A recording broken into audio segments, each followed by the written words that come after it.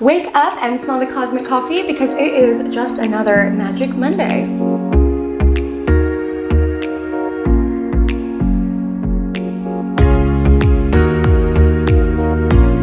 Your cosmic insights for the week of August 30th to September 5th, breaking down the cosmos in a relatable, understandable way so you know how to synchronize with the cosmos in the week ahead. If this is your first time seeing me, hi, my name is Comet. I'm here every single Monday, 2:30 a.m. PDT, 5:30 a.m. EDT to give you your video horoscope of the week ahead. If you're coming back, you're one of my Monday magicians.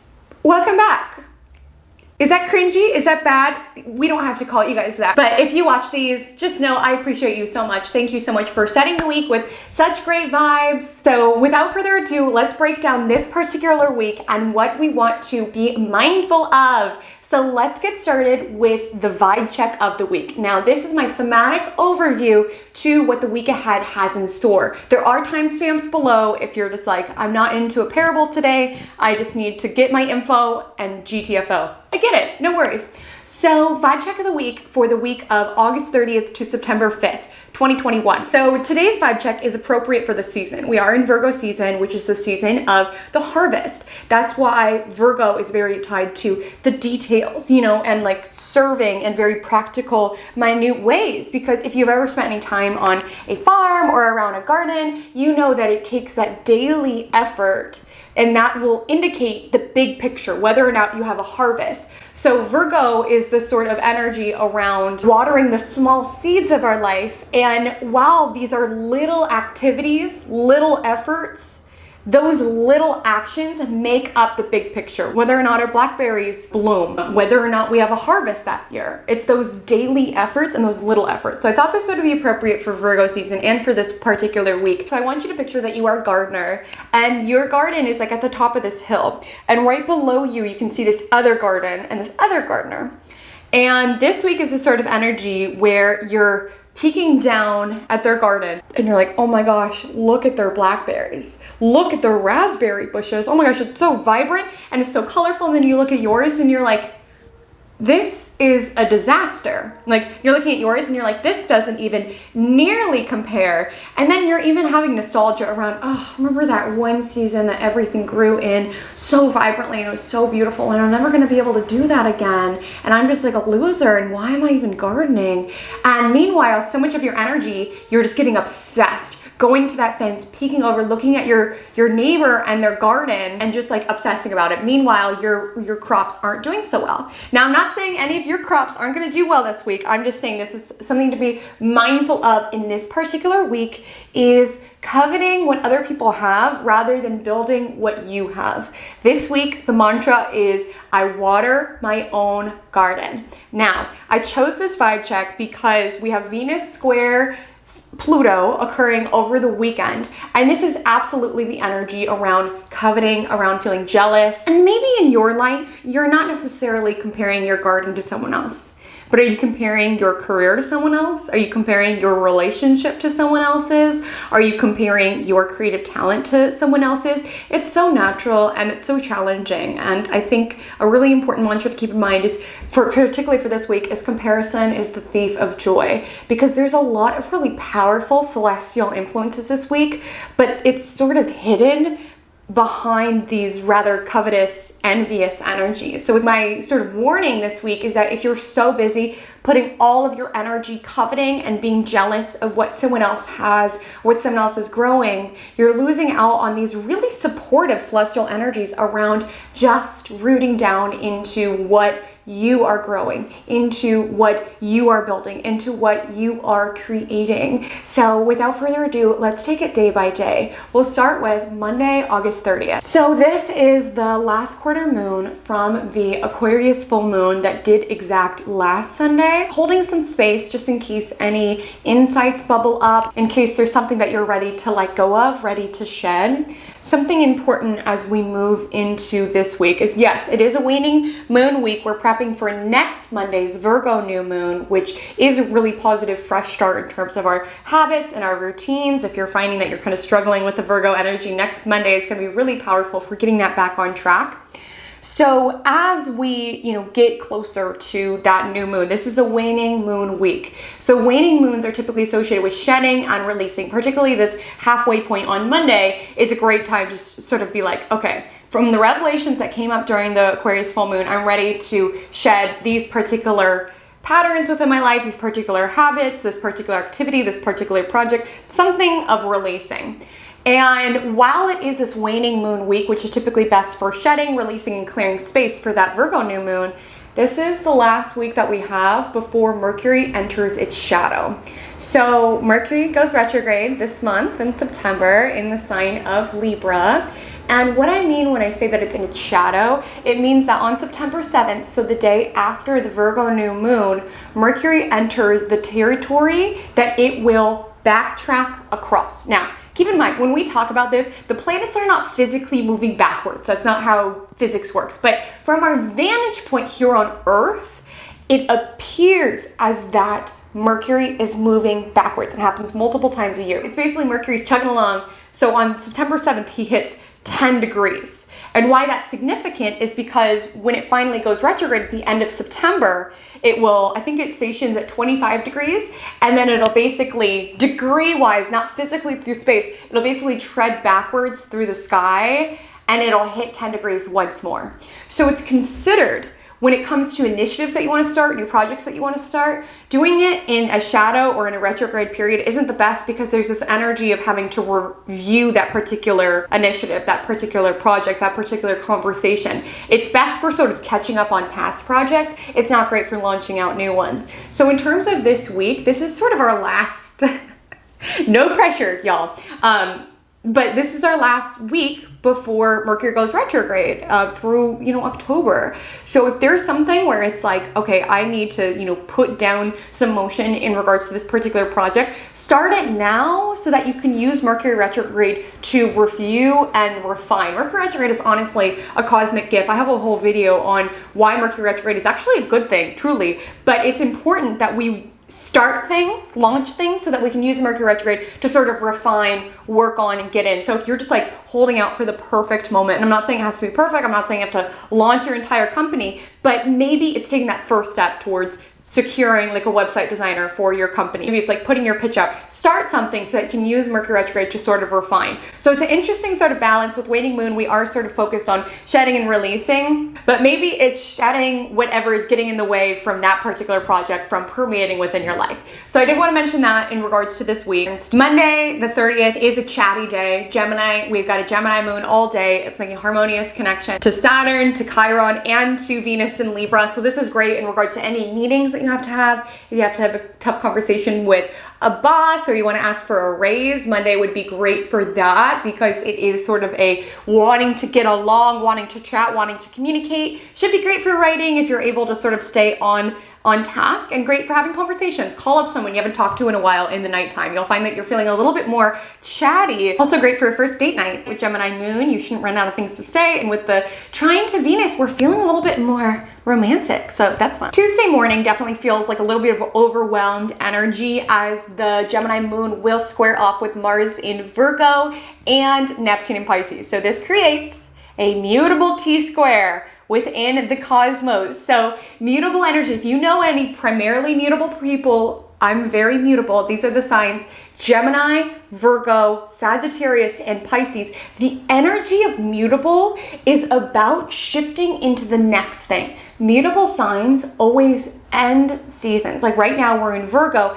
and it's the transitional period from summer into fall, right? It's the end of summer. So Gemini is the end of spring. Mutable signs end off a season and they're responsible for transitioning the energy from one season into the next, right? So as a result, mutable individuals tend to be very adaptable. They tend to be very, very drawn to new things. They tend to be very sort of inspired. They're like little butterflies flickering from thing to thing. And they might not always have staying power necessarily, but they're very, very gifted at knowing when to shift, knowing when to pivot, and also being good at like a lot of random things. So with this mutable T-square, the challenge of mutable signs is that our energy is in so many directions. So Tuesday definitely feels like oh my gosh, I need to do this, but I actually first need to do this. And oh, should I research my celery juice cleanse that I want to do? And then all of a sudden you have like 7 tabs open researching celery juice. And then all of a sudden you realize, I really want some brown BB shoes like Melissa had. And then suddenly there's 14 tabs researching where you can get the cheapest BB shoes. And then all of a sudden you're like, wait, shouldn't I be working actually? So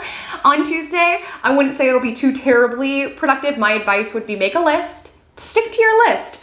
The moon will be void at 1:48, so try to get, if you can conquer that sort of overwhelm and being sort of distracted and inspired by all of these things, but not really getting anything done, like the BB shoes never get ordered, the celery juice never comes to light, but you got all this research around it until you like lost interest. So try to stay focused, have your to-do list, because the moon will be void at 1:48. And if you're new here, when the moon is void, important tasks we must avoid. The closing aspect is a Gemini moon trine Jupiter and Aquarius. So it's a feel-good energy, it's a feel-good Tuesday. If you can take off from work early and do something fun, that would be great. Or if you can catch up with someone, chat with someone, great energy for that. Then the moon enters Cancer at 10:26 p.m. that evening, drawing awareness to domestic matters, emotional matters, internal matters. That Cancer moon does bigger with Mercury, which is newly in Libra as of last Sunday. And with this square, it's sort of competing priorities. So keep in mind, moon is very comfortable in Cancer, moon rules Cancer.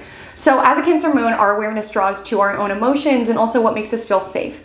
And with the square to Mercury, there could be like an energy on, this would be like Tuesday night, but really Wednesday morning. It peaks at like 4:46. So maybe we'll sleep through this. But the clash is between what makes me feel safe and how can I vocalize this to someone else. Because Cancer moon really wants to feel safe. It really wants to feel supported. It wants to be able to anchor itself through all of the emotions.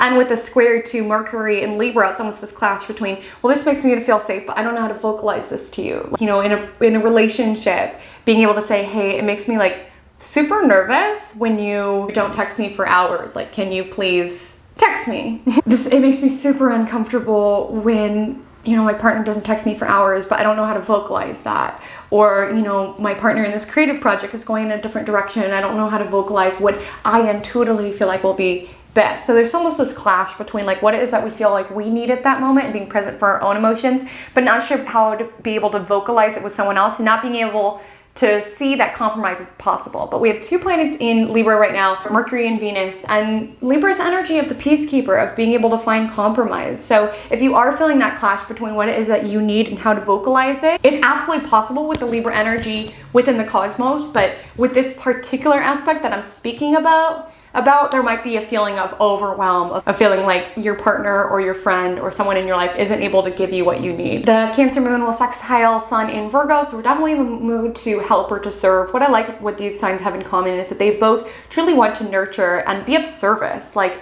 it's important to say with Virgo season, like, yes, it is the sign of day to day, but it's also the sign of being genuinely of service. Like, Virgos want to help, and so does Cancer. Maybe they go about it in different ways. Cancer is certainly more nurturing about their help. Virgo's just like, you need to be doing this, or like, can I do that for you because you're doing that really wrong? But the two have something in common where they want to help and they want to support.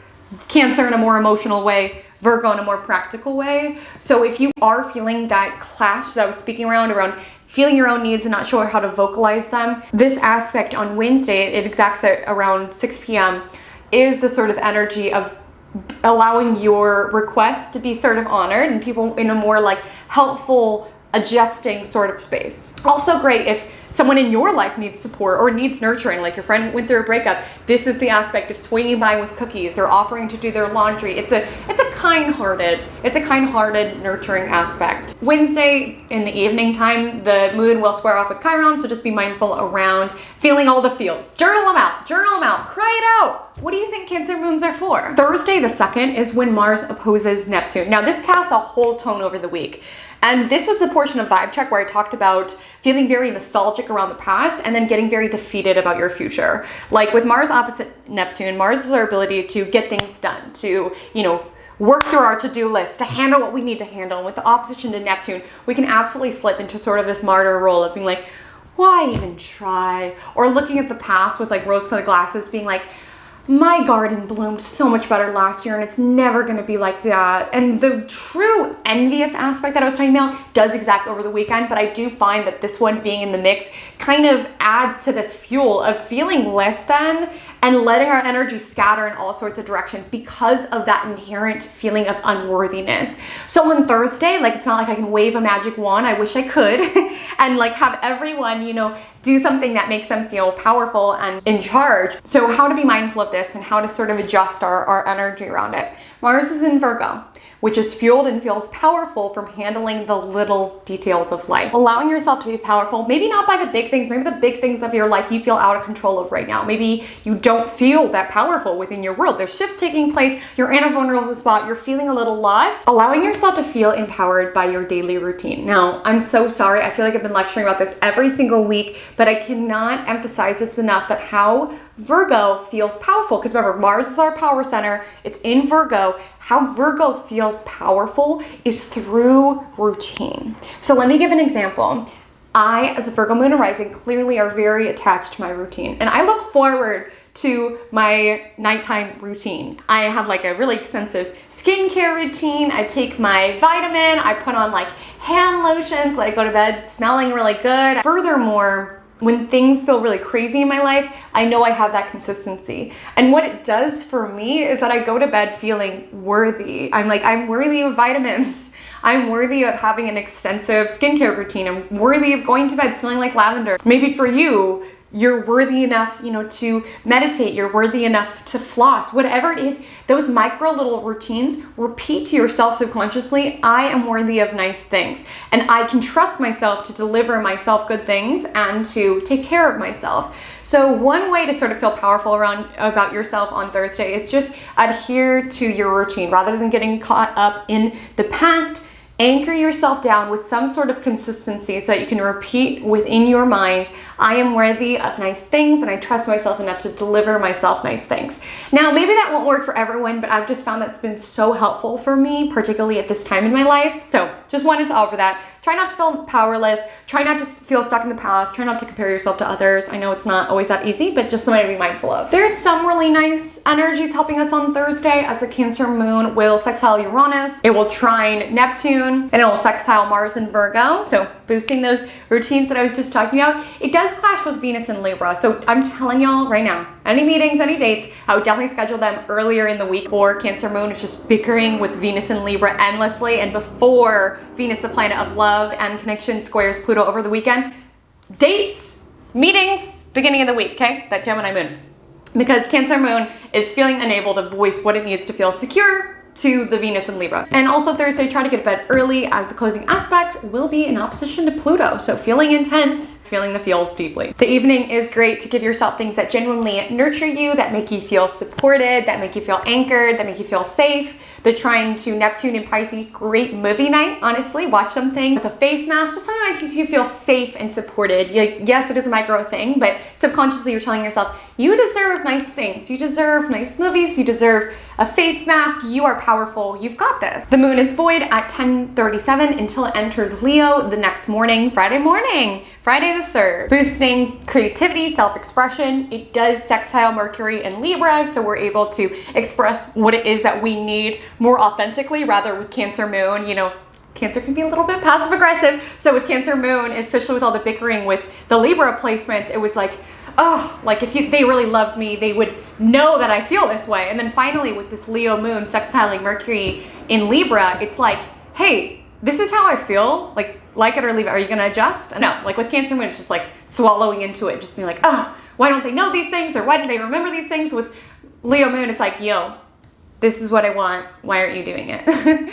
The Leo moon does oppose Saturn and Aquarius Friday evening, so it might just feel like there's a rain on our parade. Like we're all psyched for this fun night out with a Leo moon, and then you get there and like drinks are like $14 and just the vibe's off. The vibe is off on Friday night. Our spirit just feels a little dampened. Now Saturday the 4th is aspect where I'm saying if we are too fixated on the more so negative aspects of this week, we are missing out on the really lovely ones, because this Mercury trine Saturn, which exacts on Saturday, it's just like hiding in between Mars opposite Neptune, where we're feeling powerless, we're feeling nostalgic, and then tomorrow's aspect, which is Venus square Pluto, and Mercury's just hiding in the middle, just sandwiched between these more quote-unquote negative or envious aspects. And it's almost like if we're too busy looking at everyone else's garden or what everyone else is doing, everyone else's IG feed, everyone else's success, we're not watering our own garden. And in this particular example, watering our own ideas and our own structures, because Mercury is obviously ideas, communication. And like I said,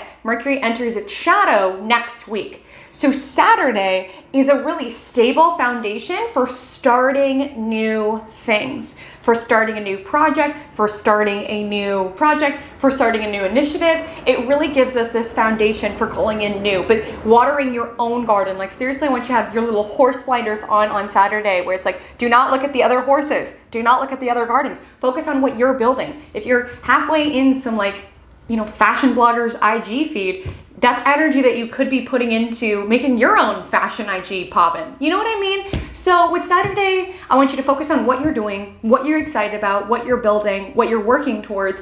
And it doesn't need to be perfect, but plant the seeds now so that you can work on it all Mercury retrograde, okay? That's your assignment. Other than that, Leo moon will square off with Uranus and Taurus, so we're craving something new. Maybe something unexpected happens during that sort of influence. Sunday morning is a really nice creative energy. It does exact pretty early, 4:58 to be exact, but hopefully we'll sort of still feel it, as Leo moon is very heart-centered, it's very self-expressive, and it's sextiling Venus and Libra, which has got aesthetics and beautiful things dialed in. So on Sunday morning, wake up early, and if you're a writer, write. If you're a poet, poem. If you're a painter, paint. Start your day sipping coffee and putting some beauty out into the world. The moon will be void at 7:22, closing aspect to opposition to Jupiter and Aquarius. So the vibes are good. We're feeling heart-centered. We're feeling expansive. We're feeling like there's potential everywhere. And give yourself a break to just do fun things, or just notice what your heart wants to do, or what your heart is lit up by, as the moon will enter Virgo, the sign of the new moon, until 4:08. So avoid Leo moon is really the time to just do what's fun, do what lights you up. And it really is sort of an internal energy. When we have a waning crescent moon, also known as balsamic moon, which is the last moon phase before the new moon, it's this energy that tends to be a little bit more introspective. So being gentle with yourself. If you're not in the mood to go to brunch with the girlies, that's okay. Or maybe you are. With Leo moon, it's really checking in about what you need in that moment. I tend to find that I'm very introverted during balsamic moons, but then again, I'm very introverted in general, but it's extreme during balsamic moons because it is the energy around sort of shedding, releasing, coming inward, and sort of reflecting on what you want to call in during that new moon. So just want to give you permission on Sunday to spend the day by yourself doing fun things. That's honestly what I'm probably gonna do. And Venus and Libra will square off with Pluto and Capricorn. This is the coveting aspect. This is the envious aspect. This is peeking over other people's garden. Focus on your own garden. Focus on your own initiatives. Focus on what you've got, because with Venus square Neptune, this is the energy where you're getting obsessed with other people's projects, with other people's gardens. Take energy from what you could build. And I know it's human nature. I know it's not easy, but just gently notice this weekend. If you're noticing yourself, comparing yourself to other, draw the focus back. Draw the focus back. We all have different paths in life. And if you're so busy checking on other people, you can miss the beautiful opportunities to fertilize your own raspberries to make them vibrant, or work on your own cabbage to make it delectable. Maybe you're not a blackberry farmer, and that's okay, but your plums are coming in beautifully. Just focus on your own garden, focus on what it is that you're growing. And in terms of love relationships, as Venus is also love, being mindful of being jealous of your partner's exes, or being deep in the feed of their ex 3 exes ago. That's energy that you could be giving into making this relationship more beautiful. So watch jealousy. Watch obsessive spirals that you go into. Focus the attention back to you, what you want to call in for next Monday's Virgo new moon, which should be a very powerful one. Friends, the mantra of the week is I water my own garden. So comment it to below to claim that mantra, to claim that energy, so we can be mindful of the cosmic roadblocks that are in the week ahead. Friends, I hope you all have the most beautiful week. Let's make it a magical week. My Instagram handle is @Comet Astrology. I share a lot on there. I would love to invite you to join me over there. I also have a TikTok that I sometimes post on, also Comet Astrology. And until we meet again, drink lots of water and stay magical.